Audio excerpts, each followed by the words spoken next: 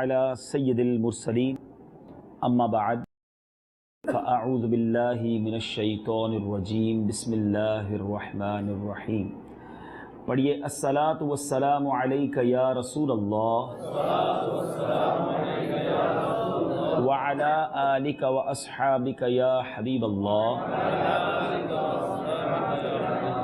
الصلاۃ والسلام علیک یا نبی اللہ وعلی آلک واصحابک یا نور اللہ.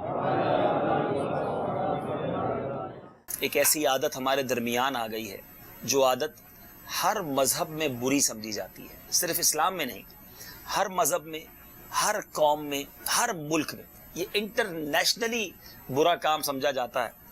لیکن بہت تیزی کے ساتھ یہ بیماری ہمارے اندر آئی ہے اور وہ ہے جھوٹ.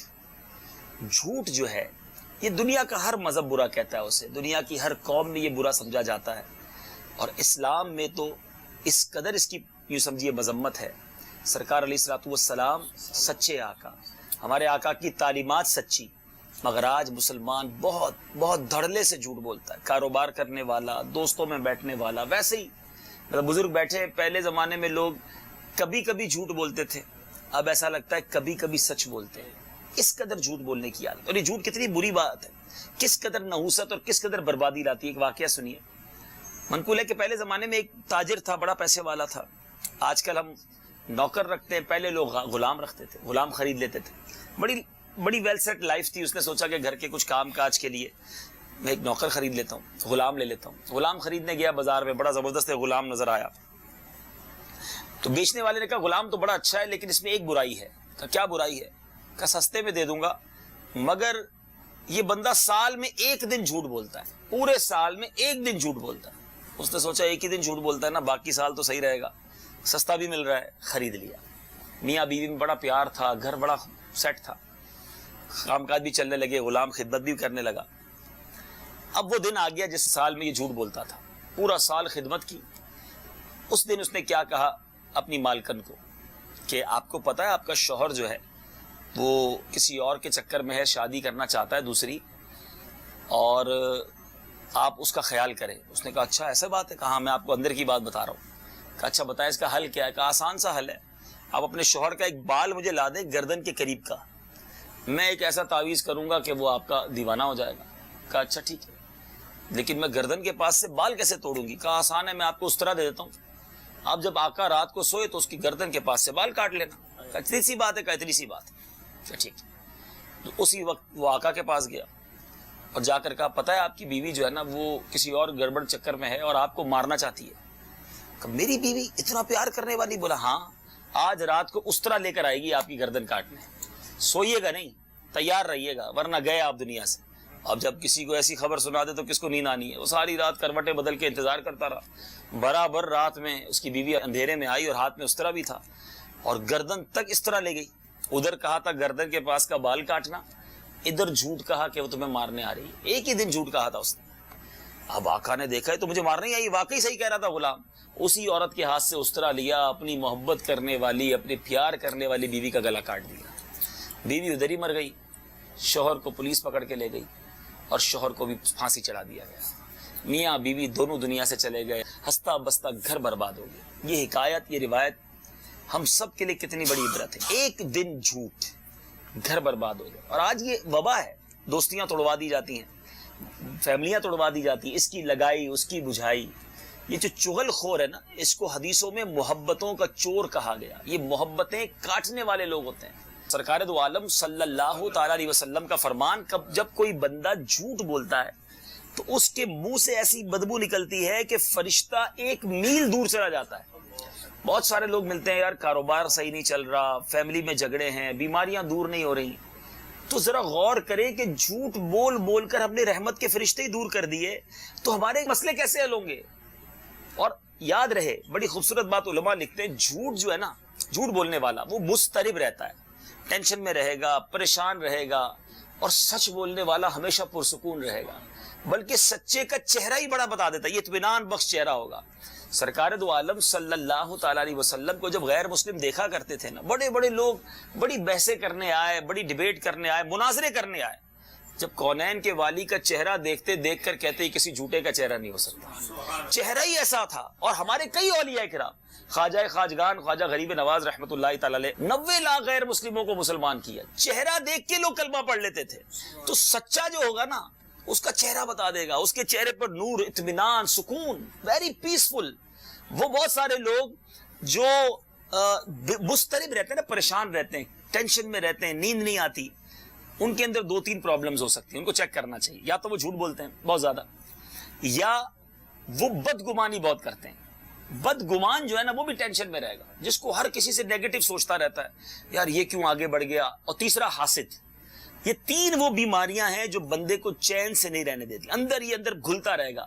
حسد ہو گیا آپ کو، اگر بالفرض کسی سے اس کی دکان 2 ہو گئی تو آپ کو ٹینشن شروع ہو گیا، 2 دکانیں ہو گئی، ابھی تو کام شروع کیا تھا، 2 دکانیں، اتنا کاروبار، نئی گاڑی بھی لے لی. حسد ہے نا، اس کی ترقی ہو رہی ہے، تمہیں پرابلم ہو رہی ہے. حالانکہ ذرا سوچئے، بتائیے دینے والا کون ہے؟ بتائیے نا، رزق دینے والا کون ہے؟ شہرت دینے والا کون ہے؟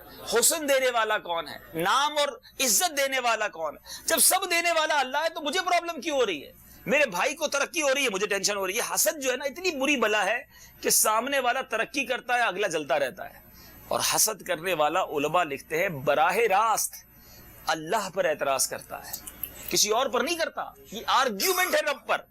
کیوں؟ وہ کہتا نہیں، مگر اس کا عمل کیا بتا رہا ہے کہ اللہ کی تقسیم پر اعتراض ہے نا. یا اللہ تو نے اس کو ہی پیسے دیے، مجھے نہیں دیے، اس کو عزت دی، مجھے نہیں دی، اس کو اولاد دی، مجھے نہیں دی، اس کو شہرت دی، مجھے نہیں دی، اس کو حسین بنایا، مجھے نہیں بنایا.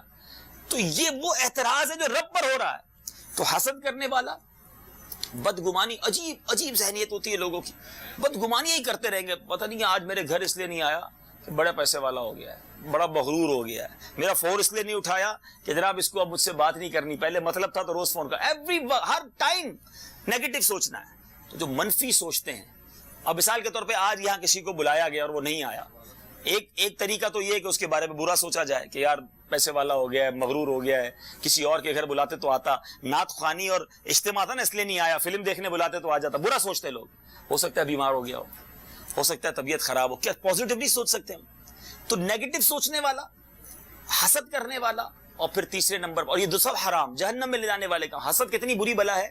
سرکار علیہ الصلوۃ والسلام فرماتے ہیں، حدیث کا مضمون ہے، جس طرح شہد میں سرکہ ڈالنے شہد کا بیڑا غرق ہو جاتا ہے، ایلوا شہد کو برباد کرتا ہے، آقا فرماتے اس طرح حسد ایمان کو برباد کر دیتا ہے. حسد کو نکالیں اپنے دل سے، بدگمانی کو نکالیں. یہ دل کی وہ بیماریاں ہیں جو اندر ہی اندر بندے کو ختم کر دیتے. اور پھر تیسرا یہ جھوٹ اس قدر عام ہو گیا ہے، اس قدر. تو اب مسترب کیوں، وجہ کیا ہے بے چین رہنے کی جھوٹے کی؟ کیونکہ اس کو جھوٹ سنبھالنا پڑتا ہے، سچ سنبھالنا نہیں پڑتا. یاد رکھیے، جھوٹ بول کر آپ کو سنبھالنا پڑے گا. مثال کے طور پہ، اب مجھے نہیں پتا آپ جو سلائے میں بیٹھے ہیں، آپ کسی سے پوچھا بھائی کیا کرتے ہو مدینہ شریف میں، اب پتا چلا وہ لیبر کا کام کرتا ہے، کہتا ہے میری تو دکان ہے. اب سچ بتانا نہیں ہے، جھوٹ بولنا ہے. اچھا رہتے کہاں ہو؟ تو بھائی وہ رہتا، وہ ہو سکتا ہے کسی لیبر کیمپ میں رہتا ہو، بتایا میرا تو فلاں علاقے میں گھر ہے، مکان اپنا گھر ہے. اچھا پاکستان میں کیا کرتے ہو؟ میری کوٹھی ہے. کون سے شہر میں؟ تو فلاں شہر میں. کون سے علاقے میں؟ تو وابڈا ٹاؤن میں. مہنگے علاقے بتا دیے. اب 4-6 جھوٹ تو بول دیے. اچھا پڑھے لکھے کتنے ہو؟ تو بھائی میں تو گریجویشن کیا، پتہ چلا میٹرک میں فیل ہو گیا تھا. سارے جھوٹ بول دیے. اب اس کو یاد رکھنا پڑے گا کہ اس کو میں نے گریجویشن بتائی تھی، اس کو وابڈا ٹاؤن بتایا تھا، اس کو میں نے مدینے میں بزنس بتایا تھا. اب یہ جب بھی پوچھے گا میں نے اس کو یہی بتانا ہے، اب وہ فائلیں سنبھالتا رہے گا کیونکہ جھوٹ بہت سارے بولے ہوئے ہیں. اس کو یاد جھوٹ بول کر سنبھالنا پڑتا ہے. سچ بولنے والوں کو تو ٹینشن ہی کوئی. نیند سے اٹھاؤ کدھر رہتے ہو بتائے گا، ادھر رہتا ہوں. کیا کرتے ہو؟ جو کرتا ہے وہی بتائے گا نا. سچ کے لیے کوئی ٹینشن نہیں ہے. جھوٹ جو ہے وہ ہمیشہ پریشان. ابھی آپ کے یہاں تو خیر نہیں ہوتا، ہمارے یہاں تو بڑا چکر ہے. نوکری کرنے والے، اب یہاں بھی کرتے ہو تو پتہ نہیں، لیکن یہاں شیخ مانتا نہیں ہوگا نا. ورنہ ہمارے کیا وہ نوکری کرنے والے، بھائی کیوں لیٹ ہو گئے؟ تو ٹریفک میں لیٹ ہو گئے. اچھا 3 دن چھٹی کیوں کی؟ تو نانی کا انتقال ہو گیا. اب جہاں نانی مار دی ادھر سنبھالنا پڑے گا کہ اس آفس میں نانی کا انتقال کر دیا. اب نانی دوبارہ بیمار نہیں ہو سکتی کیونکہ ادھر تو کہہ دیا نا انتقال ہو گیا، اب سنبھالو. تو جو جھوٹ بولا اس کو سنبھالنا ہے. سچ بولنے میں تو کوئی ٹینشن نہیں ہے. تو بس ہے میرے بیچے اسلامی بھائیوں، اپنا یہ ذہن بنائیں کہ ایٹ اینی کاسٹ ہم سچے آقا کے غلام ہیں. اعلیٰ حضرت لکھتے ہیں نا، سچی بات سکھاتے یہ ہیں، سیدھی راہ دکھاتے یہ ہیں آقا، سچی بات. تو لیکن ہم بہت ایزی سمجھتے، جھوٹ بولنے کو پرابلم ہی نہیں سمجھتے. اور یہی جھوٹ ہم اپنے بچوں کو سکھاتے ہیں، زبانی نہیں، پریکٹیکلی سکھاتے ہیں. مثال کے طور پہ اب گھر میں بیٹھے، فون آیا، کہا بیٹا بول دو ابو گھر پہ نہیں ہے. اب بیٹا دیکھ رہا ہے ابا بیٹھا ہے، کہہ رہا ہے ابا گھر پہ نہیں ہے. کہہ دو ابو سو رہے ہیں. اب بچہ یہ کیا سیکھ رہا ہے کہ جب پرابلم ہو، جب سستی ہو، جھوٹ بول دو. یہی بچہ بڑا ہو کر ماں باپ کو گھماتا ہے، پھر ابو ادھر گیا تھا، نہیں میں ادھر نہیں گیا تھا، میں تو ادھر گیا تھا. والد نے بچپن سے جھوٹ سکھایا. حالانکہ بچپن سے اگر بچے کو سکھا دیا جاتا کچھ بھی ہو جائے سچ بولے. ہمارے غوث پاک کی ماں نے سکھایا تھا نا، بیٹا ہر حال میں سچ بولنا. واقعہ آپ سب کو پتا ہوگا، میں طویل پورا واقعہ نہیں سناتا. ڈاکوؤں کے گروہ نے حملہ کیا اور کیا سچ بولا. غوث پاک 18 سال کے تھے. ڈاکو کو نہیں کہا تھا ڈاکہ چھوڑ دو، یہ نہیں کہا تھا توبہ کر لو، مگر سچے کی بات دل میں کیسی اترتی ہے کہ بس سچ بولا کہ میرے دینار یہاں ہیں. کہا کیسے بتا رہے ہو، لوگ چھپاتے تم بتا رہے ہو. مجھے کہا مجھے اس کا نہیں پتا، ماں نے کہا تھا ہر حال میں سچ بولنا. ڈاکو رونے لگ گئے کہ ہم یہ بچہ ہو کر ماں سے وعدہ نبھا رہا ہے، ہم اللہ سے کیے ہوئے وعدے پامال کر رہے ہیں. پورے قافلے نے توبہ کر لی. تو ہمیشہ یاد رکھیں یہ وہ ٹیچنگز ہیں. ہم خود بھی سچ بولیں، اپنے بچوں کو بھی سچ بولیں. اپنے کاروبار حرام کر لیتے ہیں، روزی حرام کر لیتے ہیں، جھوٹ بول کر، قسمیں کھا کر. حدیث پاک کا مضمون ہے قسم کھا کر مال تو بک جاتا ہے مگر برکت نہیں بچتی. میری اتنی خرید ہے، میرا پڑتا اتنے کا ہے، میری خرید ہی اتنے کی ہے. ارے آپ لے جائیں، میں تو کچھ بھی نہیں کما رہا. مجھے تو آج تک سمجھ نہیں آیا کہ جب کسی کاروباری کے پاس جائے وہ کہتا میری خرید اتنے کی، تھوڑی دیر کوشش کرے تو خرید سے نیچے میں دے دیتا ہے. تو بھائی خرید اتنے کی تھی تو خود نقصان کر کے کیوں دے رہا ہے؟ وہ پہلے جھوٹ بولا تھا اس کا مطلب. اچھا پھر معاذ اللہ ملاوٹ، یہ کپڑا رنگ پکا ہے، یا تو ایسا بہت کم ہوتا ہے لیکن چونکہ دل جلا ہوا ہے. مسلمانوں کے اندر خوف خدا ہی نہیں رہا، جھوٹ بول کر ملاوٹ کر کے وعدے کر کے مال بیچ دیں گے. ایک بار سرکار دو عالم صلی اللہ تعالی علیہ وسلم ایک غلے والے کے پاس سے گزرے، سبزی والا. آپ نے اس غلے کے اندر ہاتھ ڈالا تو نیچے گیلا اوپر سوکھا. تو پیارے آقا نے فرمایا یہ کیا ہے؟ تو کہا حضور رات بارش ہوئی تھی. فرمایا بارش ہوئی تھی تو گیلے کے اوپر کیوں نہیں رکھا؟ پھر حدیث پاک ارشاد فرمائے من غش فلیس منا، جو دھوکہ دے وہ ہم میں سے نہیں. تو بہت سارے یہاں کاروباری بیٹھے ہیں، کچھ بھی ہو جائے، ہم بعض اوقات شیطان ہے نا ہم پر حملہ کرتا ہے، تھوڑا ہی تو جھوٹ بولنا ہے، تھوڑا ہی تو غلط بیانی کرنی ہے، ساری مارکیٹ کرتی ہے. اچھا پھر جواب یہ دیتے ساری مارکیٹ کرتی ہے، ریٹ اب اگر کمپیٹ کرنا ہے تو ہمیں میڈ ان فلاں کی مہر لگانی پڑے گی، ہمیں یہ کہنا ہی پڑے گا. نہیں، دانے دانے پہ لکھا ہے کھانے والے کا نام. مجھے تو آج بہت خوشی ہو رہی ہے کہ یہ واقعہ میں سنانے جو جا رہا ہوں، میں نے دنیا کے کئی ملکوں میں جا کر بیان میں یہ واقعہ سنایا. آج یہ مدینے شریف کا واقعہ مدینے میں سنانے کی سعادت مل رہی ہے. یہ واقعہ مدینے میں ہوا تھا اور یہی واقعہ میں نے کئی مقام پر بیانات میں کیا. آج یہاں سناتا ہوں کہ حضرت سیدی قطب مدینہ رضی اللہ تعالیٰ عنہ فرماتے ہیں کہ مدینے کے تاجر کیسے ہوتے تھے. قطب مدینہ ماشاءاللہ آپ سمجھ گئے، مولانا ضیاء الدین مدنی ماشاءاللہ ہمارے پیر و مرشد مولانا الیاس قادری صاحب کے بھی پیر و مرشد ہیں، جنت البقیع میں آرام فرمائیں. تو آپ فرماتے پہلے کے تاجر ایسے ہوتے تھے کہ ایک شخص مدینے کے تاجر، یہاں بھی مدینے کے تاجر بیٹھے ہیں، چلو آج یہی واقعہ مدینے کے تاجروں میں ہو رہا ہے. تو وہ کہتے ہیں کہ ایک بندہ گیا کپڑے کی دکان پر. اچھا کپڑے کے تاجر ہی بیٹھے ہیں، مزے کی بات دیکھیں، بہت سارے کپڑے کے دکاندار ہیں. تو کپڑے کے تاجر تھے. تو سیدی قطب مدینہ کہتے ہیں کہ وہ دکاندار کے پاس ایک بندہ گیا اور جا کر کہتا ہے کہ مجھے یہ کپڑا چاہیے، آرڈر دیا اس نے. اچھا ہماری دکان کے سامنے کسی دکاندار پہ گاہک جائیں تو بندہ کہتا ہے یار کوئی تسبیح پڑھتا ہے، یہ کوئی تعویذ کر دیا، سارے گاہک ادھر ہی جاتے ہیں. اچھا ادھر سے ہو کر کوئی آئے تو ہم کہتے ہیں بندہ ہی صحیح نہیں ہے، ادھر مت جانا، 2 نمبر کا مال بیچتا ہے، ہمیشہ میرے پاس آیا کرو، وہ تو جھوٹا آدمی ہے. اتنی برائیاں کریں گے، حالانکہ اس کسی کا رزق نہیں چھین سکتے، نہ اپنا بڑھا سکتے ہیں، لیکن حسد کر رہے ہیں. اب کیسے لوگ تھے؟ وہ بندہ گیا تاجر کے پاس، کہتا ہے مجھے یہ کپڑا چاہیے. تو تاجر کہتا ہے جو آپ کپڑا مانگ رہے ہیں نا وہ ہے میرے پاس، میں دے بھی سکتا ہوں آپ کو، لیکن اللہ کی شکر، اللہ کی مہربانی سے صبح سے میرا کام بہت اچھا چل رہا ہے. سامنے میرے بھائی کی دکان ہے، میں دیکھ رہا ہوں صبح سے خالی بیٹھا ہے، آپ یہ کپڑا اس سے لے لیں تاکہ اس کی بھی بکری ہو جائے. یہ ہے اسلام، یہ ہے ایثار. آج ہم کیا کرتے ہیں؟ ہم سمجھتے ہیں یہ گاہک ادھر گیا تو میرا رزق لے گیا. نہیں، دانے دانے پہ لکھا ہے کھانے والے کا نام. جو میرے نصیب، ایک جملہ یاد کر لو، جو میرے نصیب میں ہے نا وہ کوئی چھین نہیں سکتا، اور جو میرے نصیب میں نہیں مجھے کوئی دے نہیں سکتا. میں کچھ بھی کر لوں میں نہیں چھین سکتا، اپنے نصیب میں نہیں وہ نہیں ملنا. بس جلد بازی کر کے ہم حرام کما لیتے ہیں، جلد بازی کر کے ہم جھوٹ بول دیتے ہیں. تو خدا را اسی طرح. اچھا اب کاروبار میں جھوٹ نہیں بولتے بعض لوگ، زندگی میں بھی جھوٹ نہیں بولتے، مگر دوستوں میں بیٹھتے تو جھوٹ بولتے ہیں، مستی مذاق میں جھوٹ بولتے ہیں. مذاق میں جھوٹ، مذاق میں بھی جھوٹ نہیں کہہ سکتے. سرکار دو عالم صلی اللہ تعالی علیہ وسلم ایک بار کسی صحابیہ کے گھر گئے اور دیکھا کہ ایک بچہ رو رہا تھا. صحابیہ کہہ رہی تھی ادھر آؤ میں تمہیں کچھ دوں گی. تو نبی پاک علیہ السلام نے فرمایا کہ کیا تمہیں واقعی کچھ دینے کا ارادہ تھا؟ کہا یا رسول اللہ صلی اللہ علیہ وسلم میں نے کچھ دینا تھا. فرمایا پھر ٹھیک ہے، ورنہ یہ جھوٹ ہو جاتا. اب ہم چھوٹے چھوٹے بچوں سے کتنا جھوٹ بولتے ہیں، بیٹا سو جاؤ ورنہ وہ آ جائے گا، بھوت آ جائے گا. کون آئے؟ کہاں سے بھوت آئے گا بھائی؟ اب بچے کو ڈرانے کے لیے جھوٹ، بچے کو سلانے کے لیے جھوٹ، یہ غور کریں. اصل میں ہمیں تمیز ہی نہیں ہے کب کیا بولنا ہے. امیر اہل سنت حضرت علامہ مولانا ریاض قادری صاحب کو اللہ سلامت رکھے، یہ انہوں نے ہمیں سوچ دی کہ پہلے تولو بعد میں بولو. ہم بولی جاتے ہیں، پرواہ نہیں ہے. عام بول چال میں کس طرح اچھا جھوٹ بولیں گے یا جھوٹ بولنے پر مجبور کر دیں گے. ابھی مثال کے طور پہ میں آپ کے گھر آیا ہوں، ہمیں بہت جگہ دعوتوں میں جانے کا موقع ملتا ہے، آپ کو بھی ملتا ہے. پہلا سوال، اچھا بالخصوص اگر کوئی سفر کر کے آئے، آپ کے تو بہت سارے زائرین ہی ملتے ہوں گے ماشاءاللہ، آپ کے دوست احباب عمرے پر آئے، پہلا سوال کریں گے اور سناؤ جناب سفر کیسا گزرا. اب کیا وہ آپ کو ساری تفصیل بتایا کہ سفر میں میرا بیگ بھی غائب ہو گیا، میں جناب فلائٹ میں بھی بہت تھک گیا، میری نیند بھی نہیں ہوئی، میں بڑا پریشان ہوں. کوئی نہیں کہتا بہت اچھا گزرا. اب بتائیے جس کو سفر میں تکلیف ہوئی اور وہ یہ کہے کہ بہت اچھا گزرا، یہ جھوٹ نہیں؟ یہ سوال ہی نہیں کرنا چاہیے تھا.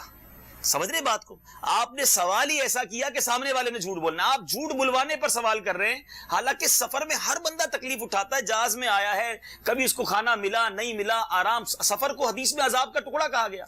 آپ اس کو یہ کہیں اللہ آپ کا سفر قبول فرمائے، اللہ خیر فرمائے، جو آپ کو تکلیفیں اٹھائیں اللہ اس کی برکتیں دے.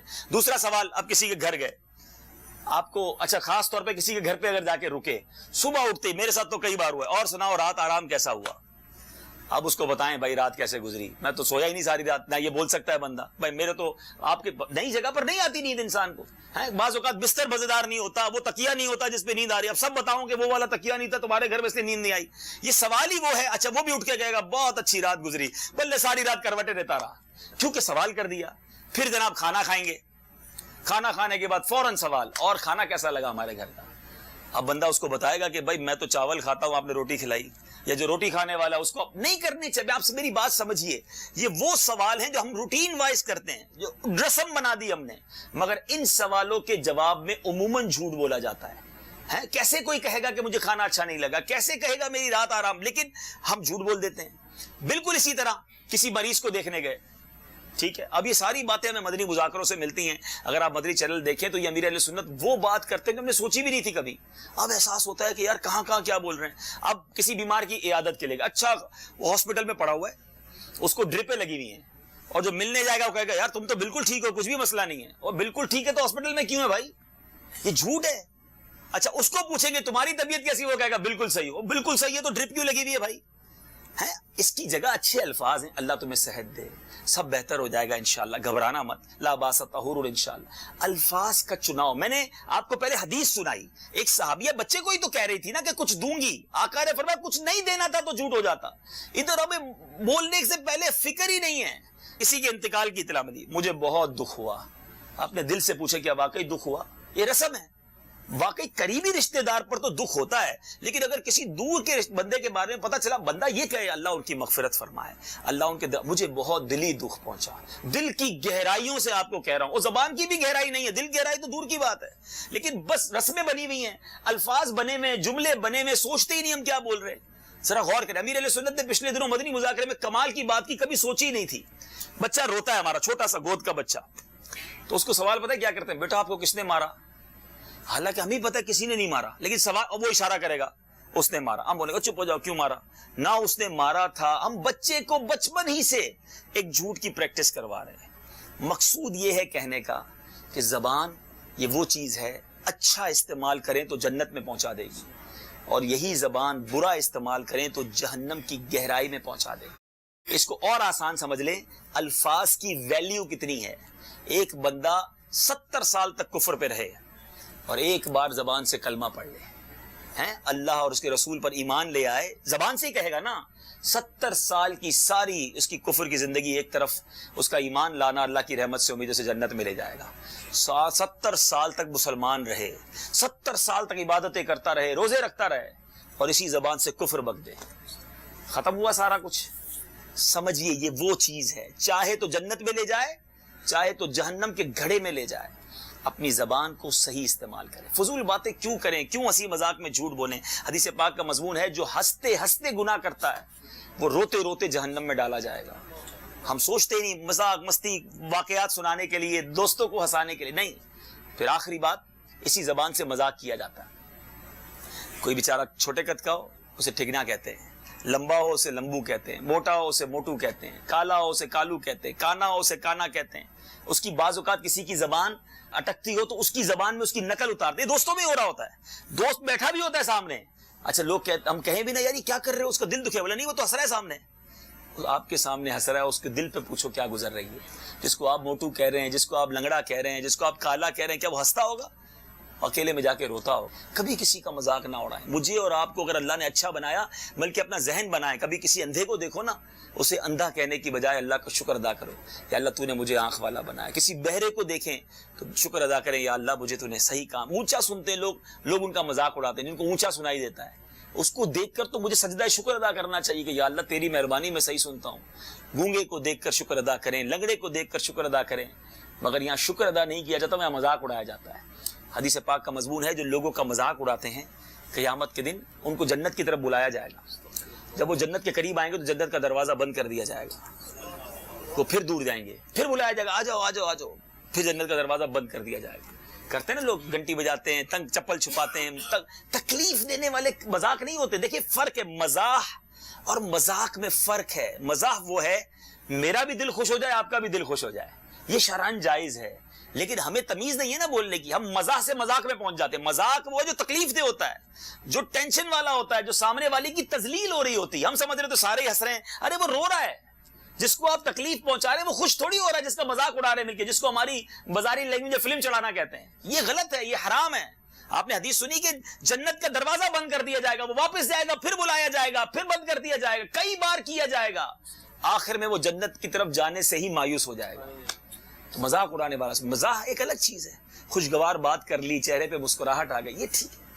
خدا را اپنی زبان، نبی پاک علیہ الصلوۃ والسلام کی حدیث مبارکہ آزا زبان سے کہتے ہیں، اگر تو سیدھی رہی تو ہم سیدھے رہیں گے، اگر تو ٹیڑھی چلی تو ہم پھنس جائیں گے۔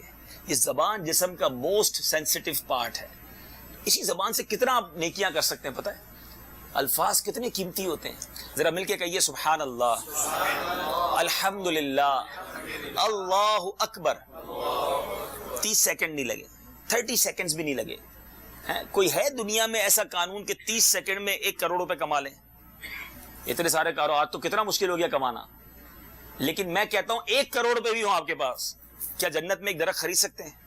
چلو سارے مل کر اپنے پیسے ملاتے ہیں، جتنے بھی بیٹھے نا، پراپرٹی بھی بیچ دیتے ہیں، پھر بھی ہم جنت میں ایک درخت نہیں خرید سکتے، مگر میرے نبی کے، مدینے والے آقا کے سچے وعدے ہیں، جو ایک بار سبحان اللہ کہے اللہ جنت میں درخت لگا دیتا ہے، ایک بار الحمدللہ کہے رب کریم جنت میں درخت لگا دیتا ہے، ایک بار اللہ اکبر کہے اس کے لیے جنت میں درخت لگا دیا جاتا ہے within 30 seconds۔ آپ تو کاروباری لوگ ہو یار، جتنا جلدی پیسہ بنتا ہے ہم وہ کام کی طرف جاتے ہیں۔ اس سے بڑی نیکی، اس سے بڑا آسان طریقہ کیا ہے جنت میں درخت کمائیں، نیکیاں کمائیں، برکتیں لوٹیں۔ یہ وہی زبان ہے جو فضول بولی جا رہی ہے، جھوٹ بولی جا رہی ہے۔ کاروبار پہ بھی بیٹھے ہیں تو درود چلتا رہے، کاروبار پہ بھی بیٹھے ہیں تو ذکر چلتا رہے، کاروبار پہ بھی بیٹھے ہیں تو اللہ اور اس کے حبیب کا ذکر چلتا رہے۔ زبان تو فارغ ہے نا۔ حضرت جنید بغدادی رحمت اللہ تعالی کے بارے میں آتا ہے، اتنا ذکر اللہ کرتے تھے، ایک بار نائی کے پاس گئے تو نائی نے کہا مجھے آپ کی مونچھیں کاٹنی ہے، تھوڑی دیر کے لیے خاموش ہو جائیں ورنہ ہونٹوں پہ کٹ لگ جائے گا، زخمی ہو جائیں گے آپ۔ کہتے ہیں ہونٹ کٹتے ہیں تو کٹنے دو، میں اللہ کا ذکر نہیں چھوڑتا۔